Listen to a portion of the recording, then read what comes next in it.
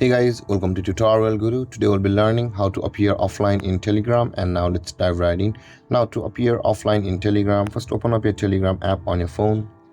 And after opening your Telegram app, guys, at the top left corner of the screen, you can see there is a three-lined icon available for us. Tap on that three-lined icon and you will be on this interface where you can see there is the settings option available for us.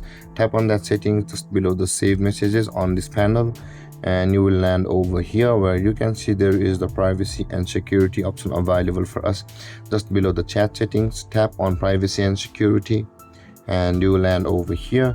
Now you can see there is the last seen and online option available for us, guys, just below the phone number. Now tap on that last seen and online, and on this interface, in order to appear offline in Telegram, you can see there is the nobody section where it says the who can see my last seen time. Tap on nobody and a tick mark will appear at the top right corner of the screen. Tap on that tick mark and then you will appear offline in Telegram, guys, even though you are online.